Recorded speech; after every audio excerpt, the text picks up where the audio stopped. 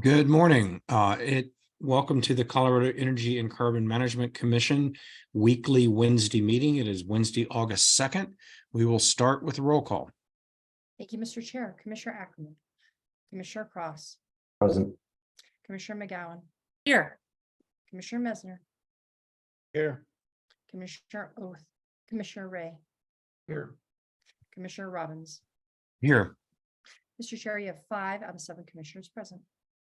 Great. Thank you. We have a bit of a short agenda this morning, but an important one. So let's start with the first thing on our agenda, which is commissioner comments. Does any commissioner have comments? Commissioner McGowan? Thank you, Mr. Chair. I just wanted to check in with everybody that I went to the White House's first methane summit in DC, and I was honored to represent Colorado. I was on a panel called Deploying Innovative Methane Monitoring Capacities. And their folks are really interested and excited to see what's happening in Colorado, how we're verifying emissions from oil and gas operations. And in particular, really interested in what's going on over at our sister agency, the Department of Public Health and Environment, and their greenhouse gas intensity and verification rulemaking. So I just wanted to take a moment to recognize that Colorado is recognized as a leader, and I was honored to represent Colorado there. I had 5 minutes of fame. I was on a panel with a colonel from NASA who oversees the satellite, the space station satellite, and she talked about this straw that collects micro stardust and that can measure methane from super emitters. So some really smart people at this summit, and a lot of discussion about technologies that we're going to be able to use that are going to keep getting better, and hopefully more affordable and more transparent for us to work with for verification. So. Fantastic, and very proud of you, Commissioner McGowan, for being there and representing us. Did you get any takeaways in terms of where Colorado is versus other states in terms of all of this? Yeah, so the other 2 states that were invited were New Mexico and California, and they're all kind of looking at similar issues as we are, and maybe addressing them a little bit differently. But they're definitely very interested in what Colorado's doing and how they're doing it, how it's, the solutions are done in a stakeholder group kind of a way with everybody coming to the table, and kind of our performance-based way of figuring out how to reduce emissions and not, we have some control and command strategies, but a lot of performance-based. And I think Colorado is just seen as a leader. It was really great to see people appreciating what we're doing here, even though sometimes I know it's hard. Yeah, awesome. And you can hold your own with any NASA scientist any day of the week, in my opinion. All right. I would suggest to the rest of us that we don't have commissioner comments because we're not going to go beyond that. But if anyone does have comments, let me know. All right. Wisely seeing none, we turn to consent agenda. Does anyone have questions with regard to consent? Seeing no questions, do we have a motion to approve consent? So moved. Yeah. Motion and a second to approve consent. All those in favor signify by saying aye. Aye. Any opposed? Motion carries.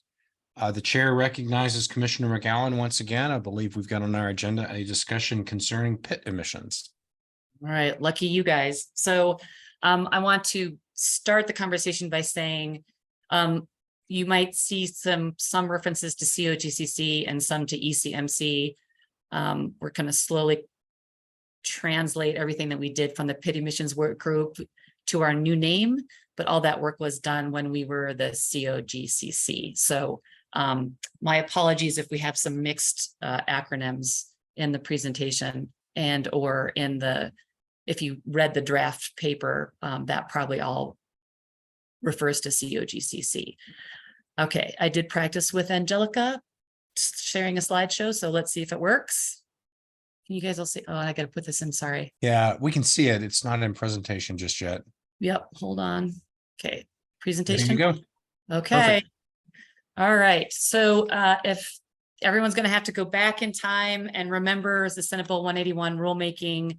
At that time, the commission was updating the rules related to pits, where they're located, how much they can emit. And at that time, there was some concern from operators of whether or not they had enough the tools to estimate emissions, in particular volatile organic compounds from pit emissions. And it's just as a reminder, the commission then created a work group to address some key questions and make recommendations about pits and pit emissions. And the language in the statement of basis of purpose is the commission instructs its staff to promptly, sorry, that it's a little day late and a dollar short, but we did get the work done. Convene a stakeholder working group. The commission intends for the working group to both develop better methods for calculating pit emissions and to assist operators and staff in identifying better emissions control technologies and practices for pits. So if the commission is amenable and agrees with the recommendations from the work group, I think our thought is this work could also serve as kind of a guidance document for operators and regulators moving forward. These were the members who were on the working group. And today I have phone a friends, Greg Duranlo and Andy Gruhl from CDPHE and Sarah Bartlett, who's been a consultant working with the commission on some of our air issues. I don't know if any of the other working group members are here today. They were all invited. And if they have anything they want to add, hopefully we can figure out a way through at the end of the presentation to allow their participation.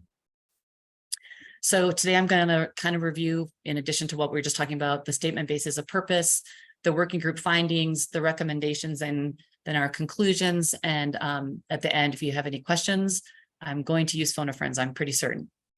So as a reminder, in Senate Bill 181 and our current rules, 903(6)(a), B, and C limit VOC emissions from pits.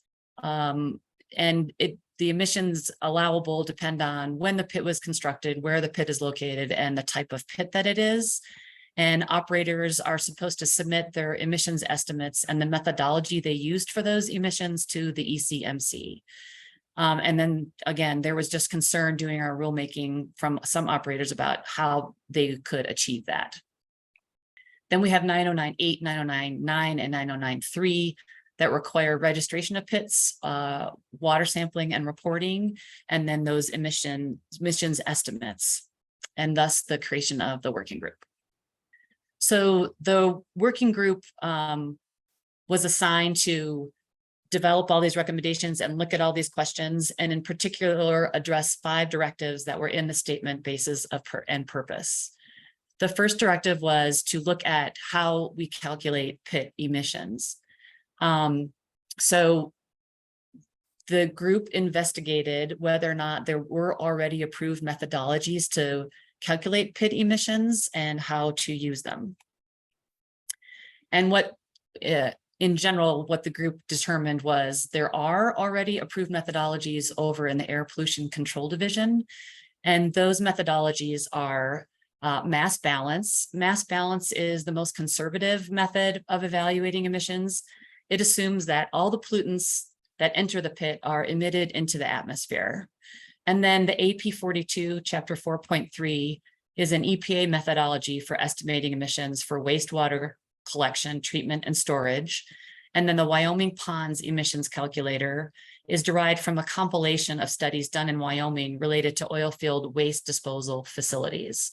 And then during that review of were there current methodologies that could be used, there was note and discussion with the working group that methanol is not included in our 909J1 analyte list for testing, but methanol can be a significant volatile organic compound in some pits.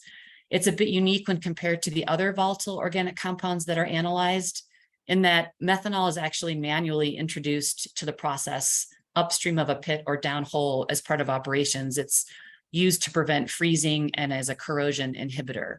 So there also was consideration of the group of how methanol could be folded into these already recognized and approved methodologies. So the working group recommended that we recognize and accept these these methodologies that have already been reviewed and approved by the Air Pollution Control Division. And in the future, if an operator wants an additional methodology to be recognized, that has to go through the ECMC director for approval. The working group also recommended including methanol in the testing panel if an operator is going or has used methanol as part of their operations. The second directive from the statement and basis of purpose for the working group was to look at whether or not we could reconcile measured air emissions with the produced water quality analysis data. The commission was curious to know if direct air monitoring data exists from produced water pits to compare to the estimated emissions from produced water quality analysis. So are those emissions calculators from produced water accurate or substantially equivalent to actual air emissions data? The short answer is that the working group was unable to find any relevant studies that collected continuous air monitoring from pits to compare to the efficacy of the produced water emissions calculations. But those kind of studies that they were able to find and review were not really very comparable to how pits are being used in Colorado. And so the recommendation is that the existing emissions calculations that have been approved by the Air Pollution Control Division are the best and most appropriate methodologies until we have more robust data from actual air emissions. In Colorado, we were actually only aware of one operator who's been doing some limited continuous air monitoring around a pit. And so unless we have some more resources or more data, that's probably best to stick to the water quality calculations as a surrogate. The third directive was looking at our 909A data. 909A requires operators to accurately record the location and status of produced water pits with the ECMC. The commission wanted to ensure that its database was a current reflection of the universe of pits that exist and are in operation in the state. What we found is that the COGIS database is rather outdated, and to date, not all operators have submitted updated forms to reconcile their pit location records. There are approximately 5,000 pits without a status in the database and 3,400 pits with active status listed. But in conversations with the work group members, they're fairly certain that this list is outdated and there are not 3,400 active pits around the state. So the recommendation from the work group is that presumably many of these pits actually do not exist, and if they do, they are not in active status. The work group recommends developing a process to update the database, which would include reconciling active pits with the correct owners, a process to evaluate the remaining pits, evaluating any environmental risk that might exist, and finalizing paperwork to close out pits that don't actually exist anymore, or we've done an environmental analysis and it's okay to close them out. Not mentioned in the scope of work, but maybe worth note is that we might want to also include, after we clean up the list, looking at an analysis of any pits that are near sensitive receptors, such as residential building units, disproportionately impacted communities, or high priority habitat for prioritization. And this group is recommending convening another group, perhaps a subset of this working group, to start working on reconciling that pit list with Greg and his staff.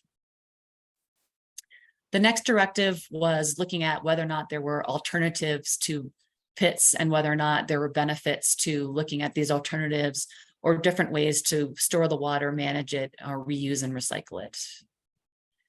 So the working group kind of looked at this and said, there's a lot of work to be done here and a lot of things for us to look at that were maybe beyond the actual scope of this group and its ability to make these recommendations.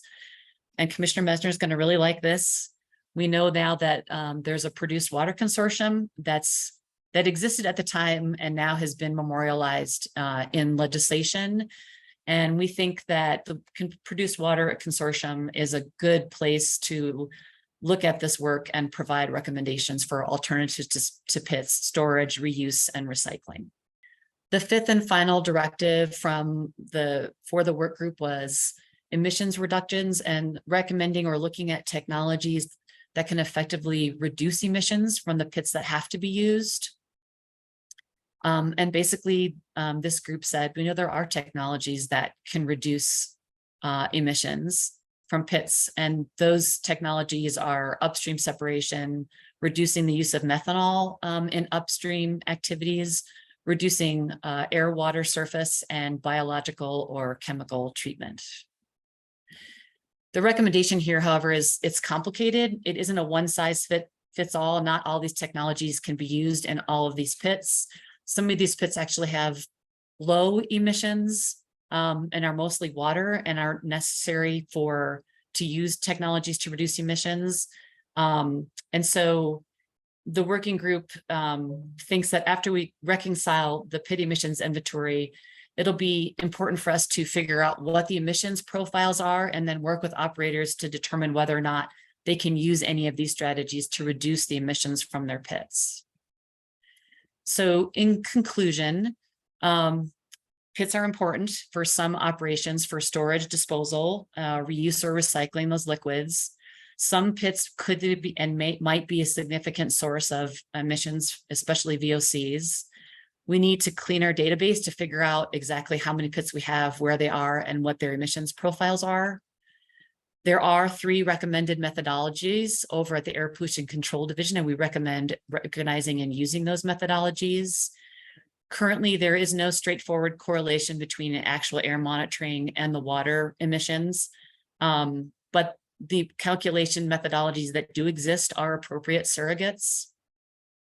And the other issues that the working group was asked to look at either lack sufficient data, require more study, or work from the work group, and that the Produced Water Consortium is probably an appropriate place to look further at better use, reuse, and recycling or technologies around produced water and its storage. Oh, I'm feeling so good. We're at questions and discussions, and I am going to stop sharing, and I'm going to ask Jenny or Angelica if we can. Oh, Andy's already on. So I've got one of my phone of friends. I see Sarah and Greg. So does anyone have any questions? So Commissioner Robbins, should I take questions or do you want to take questions? I'm sorry, I was double muted. Commissioner Cross raised his hand for your panel. Thank you, Mr. Chair, and thank you, Commissioner McGowan, for that presentation. I think this is helpful. I just had maybe digging into the weeds a little bit, but you talked about the 3 different methodologies.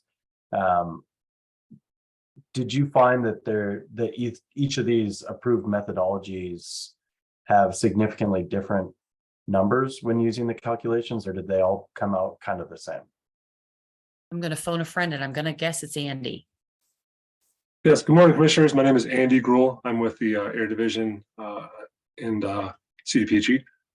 So thanks for the question, Commissioner. And I think the 3 methods are based on a water sample from the location. But the results of the 3 methods do vary. I would say the mass balance approach is the most conservative. It serves as a good screening level method.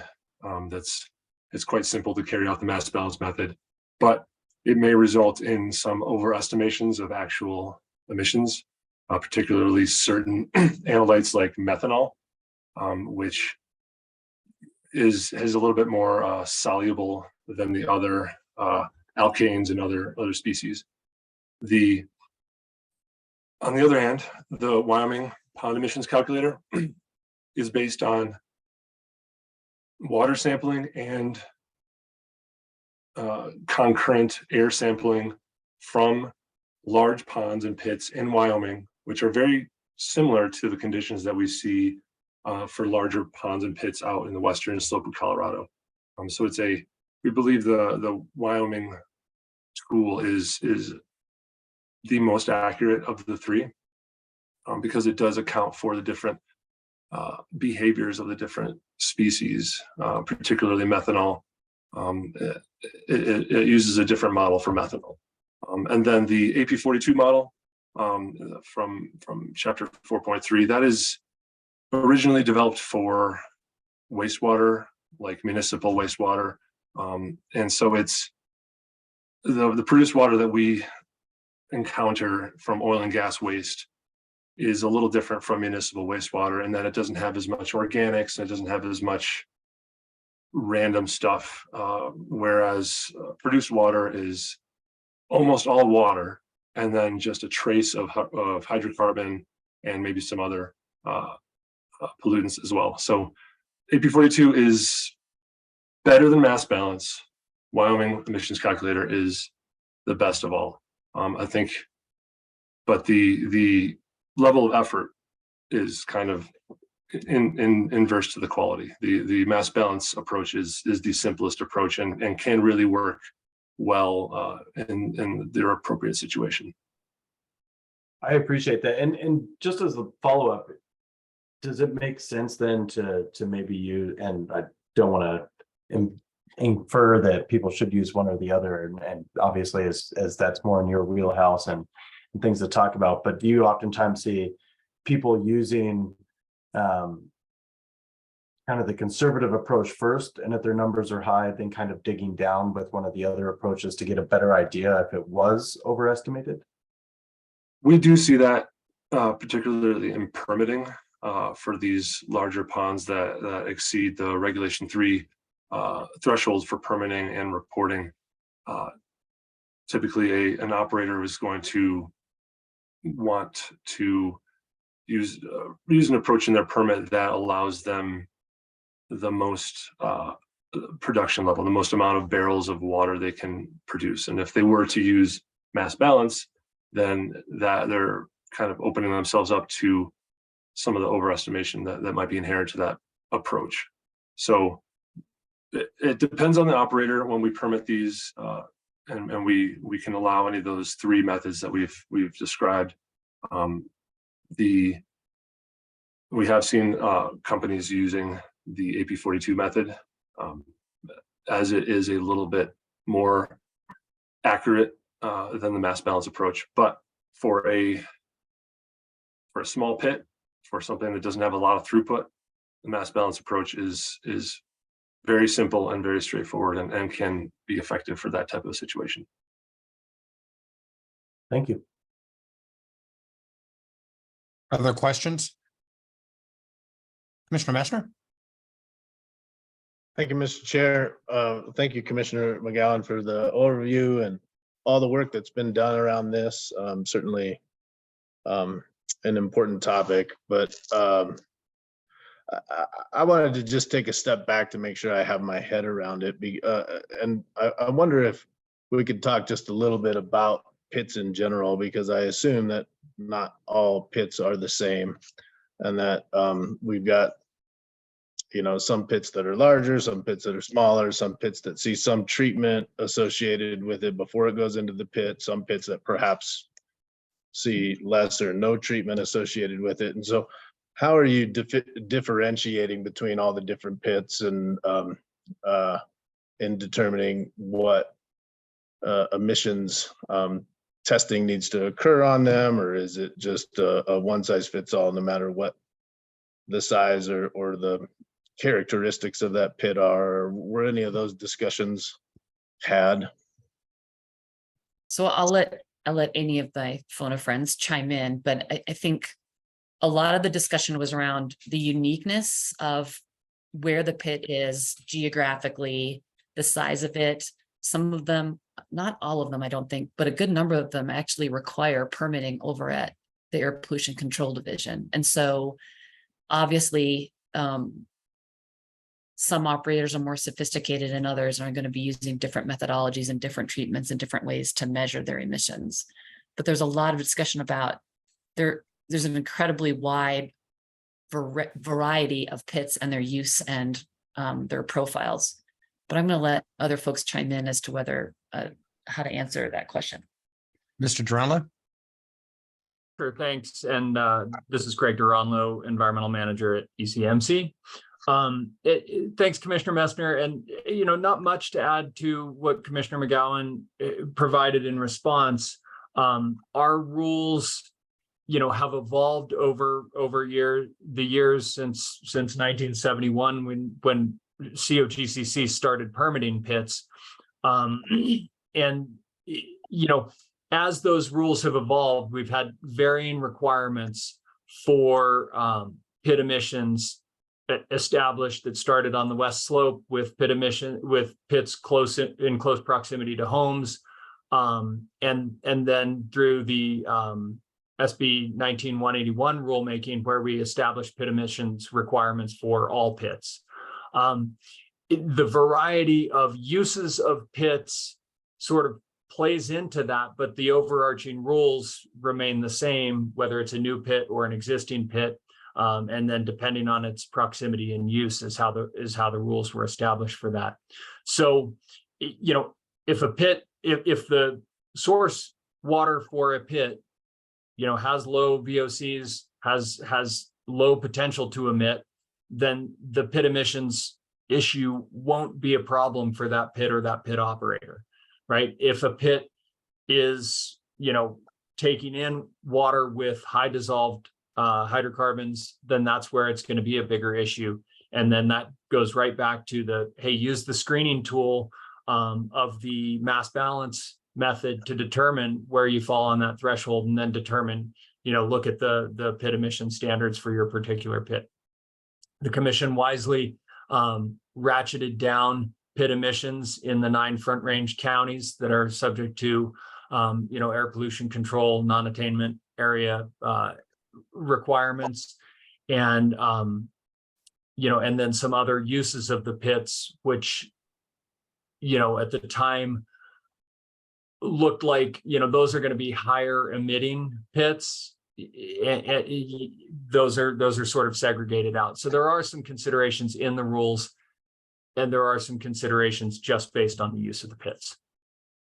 I hope that helped. May I add? Okay. One of the things we talked about very early on is, I know that we talked about the database and that there's a lot of stuff in there that may be outdated or doesn't exist anymore, but what is the current use of pits?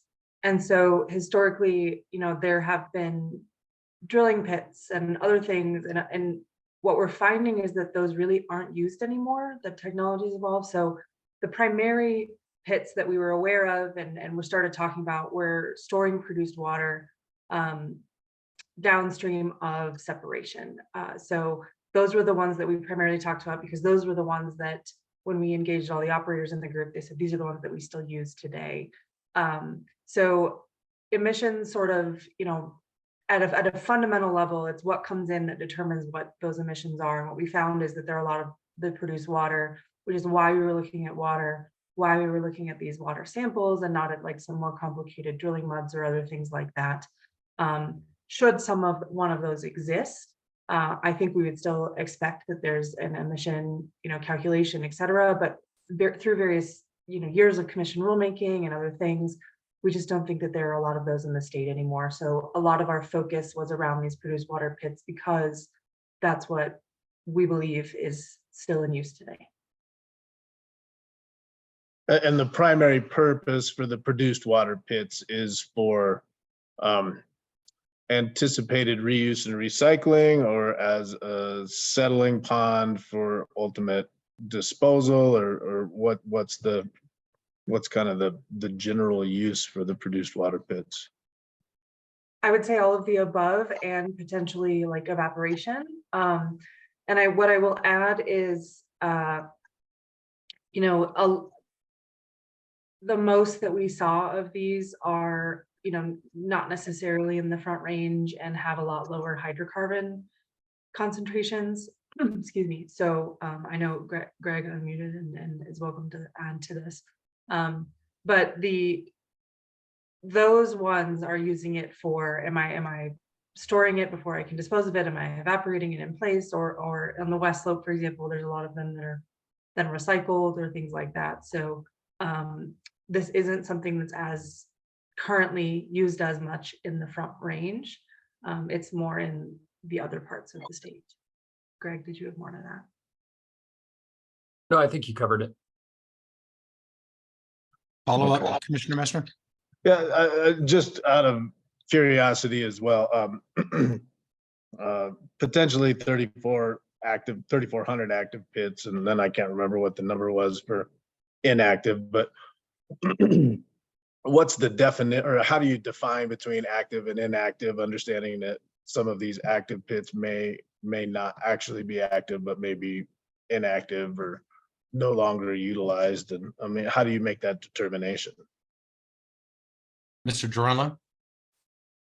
Sure. So we have three official, if you will, statuses of pits: active, unknown status, and closed.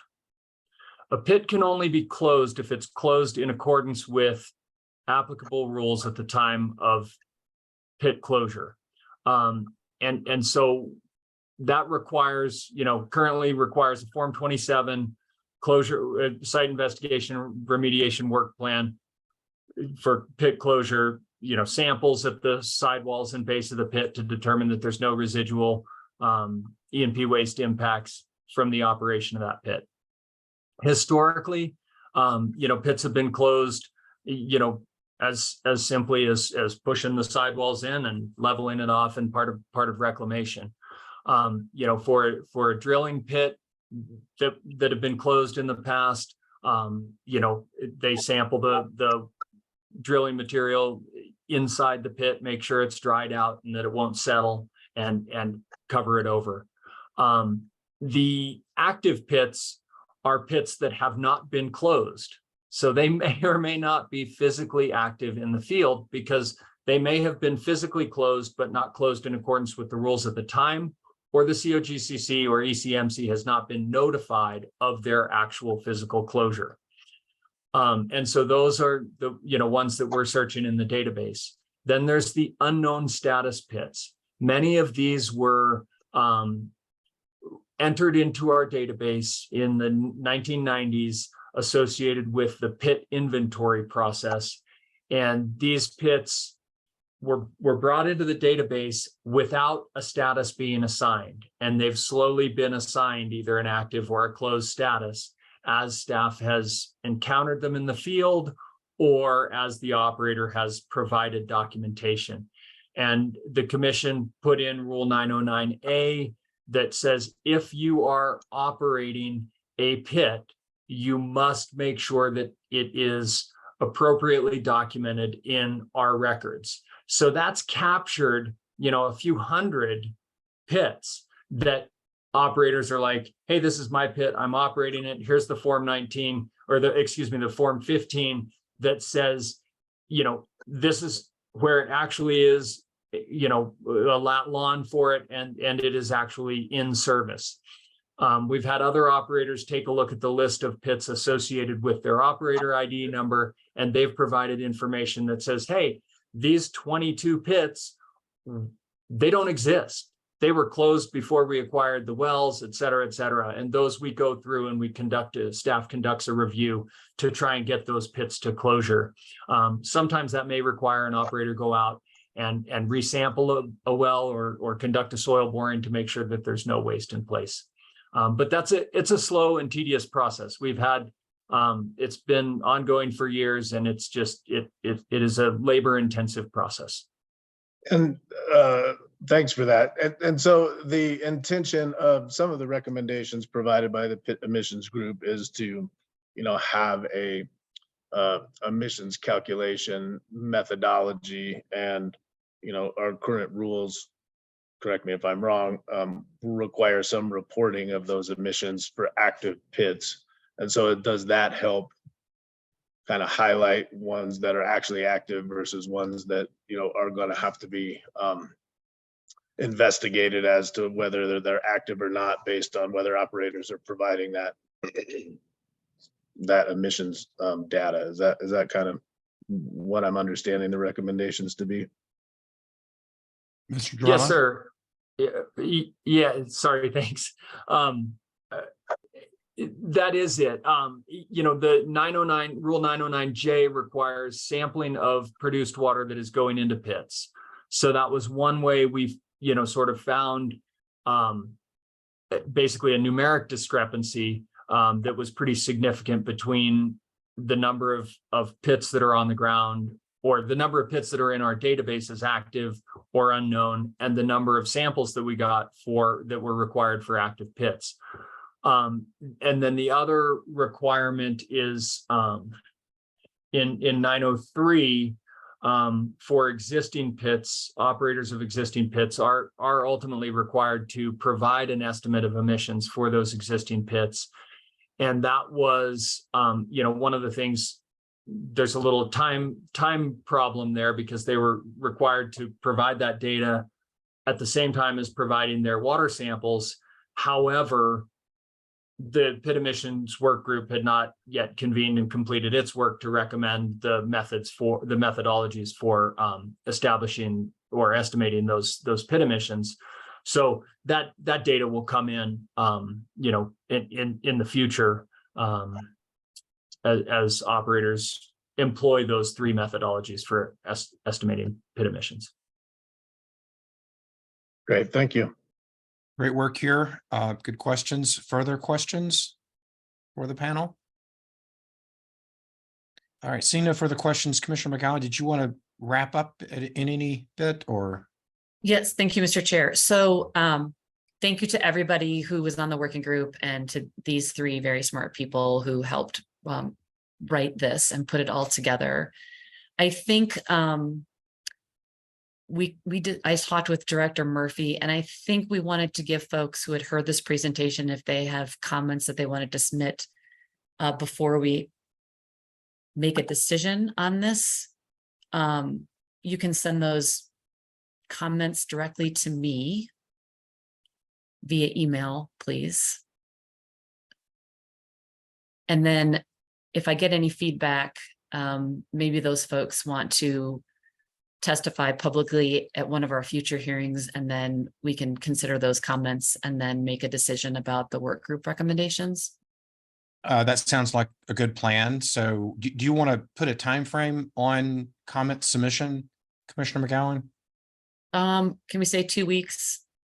Yeah, so I'm just looking at a calendar. So the 16th. 16th, and then if folks want to provide some public comment during our public comment period in 2 weeks, that would be an appropriate place. And then the commission can hopefully still remember what we discussed, and we can move some of these recommendations forward, because I think there's still some additional work to do. Okay, so we'll continue the discussion until August or to the August 16th hearing. At the August 16th hearing, we will allow for an opportunity for public comment on the matter. Between now and then, you would appreciate written public comment so that you can digest that and present that to us. That way, folks can provide written public comment between now and August 16th, an opportunity for oral public comment on the 16th, and then the commission will have this set up on its agenda for a decision item at that time. Does that summarize that correctly? Yeah, that would be great, if everyone's amenable to that. I'm seeing shaking of heads in the up and down manner, so that's positive. Awesome. Great. Thanks so much, Commissioner McGowan. Thank you to the rest of your working group. Thanks to the folks on the panel this morning. Good discussion, and we will look to reconvene the discussion in 2 weeks at the August 16th hearing. Very good. We only had one other matter on our agenda this morning. It's docket 2207-00182. It's an enforcement matter involving Cub Creek Energy. I believe the company's name has changed since this was initiated. The matter before us this morning was that the commission needed to rule on a petition filed by Kathleen Kemper, which asked for oral argument on the exception. We have this set for deliberation next week, August 9th. So that's the time we're going to take up the substance of this. This morning, the only thing that we were going to take up is whether we wanted to have oral argument on the petition. Commissioners, I've taken a look at the docket. The petition requires us to do a de novo review, and that just means that we look at all the evidence that's in the record. I, as one commissioner, am not inclined that we need oral argument on the petition. I believe we can spend time reviewing the matter in the docket. I would appreciate having the attorneys for both sides and the petitioner and the witnesses available for questions from commissioners next week if we have questions, but I don't need further argument. It's been appropriately briefed through the pleadings, through the petition, through the responses, et cetera. But I'm just one commissioner. If other commissioners have a desire for oral argument, let's have a quick discussion about that and make a decision. And the reason we're doing that today is that way the parties will know whether they need to prepare for oral argument or not. Does any other commissioner have thoughts about whether there's a need for oral argument on the petition? Commissioner Cross? Thank you, Mr. Chair. I am in agreement with you. I do not believe that additional testimony is necessary at this point in time for a de novo review. I think that the briefing that has been done is sufficient, at least in my opinion, to provide us with the information necessary for a decision. As you said, I would appreciate being able to ask questions of some of the attorneys as well. But I don't think that additional information or additional testimony would be necessary. Commissioner Messner? Thank you, Mr. Chair. So I acknowledge that the information that's been provided and the process that's happened up until this point has provided the necessary information, I think, for us to make a determination on what ultimately will occur next week. At the same time, I think hearing oral argument and allowing that to occur creates a level of transparency, and I think helps folks better understand the process that we go through in order to make determinations. And I don't personally see any problems with being able to hear oral argument on this particular topic, if not to do anything but to create more clarity as to the processes that we go through and the information that's provided in order for us to be able to make decisions. And so I would support the petition to hear oral argument on this, understanding that no new evidence can be brought in and no additional arguments or case studies that can be included that haven't already been included in the record. But I'm looking at it more for an educational and transparency point of view. And so would encourage us to consider taking oral argument. Commissioner Cross? Thank you, Mr. Chair. And I understand the transparency aspect, and I agree with it. I think that one of my concerns, as was noted in some of the briefing to date, is that allowing testimony may induce the parties to provide new evidence beyond what has previously been heard. And one of our jobs as a review board is not to review additional testimony beyond what has previously gone into account at this time. And so I think that while transparency is important, I also want to make sure that we don't open up the record beyond what it should be open to. Well, I think that what's before us is a motion to provide certain oral argument, which is not new testimony and instead is a recapture of the actual arguments that we've already read about in the written materials. Commissioner Messner, I mean, I can be fine with having oral argument. I would limit it to say 5 minutes. And I would instruct the parties that it is indeed oral argument only, and that it is not an opportunity for new evidence. That would run afoul of our rules that we're to review the evidence that's already in the record.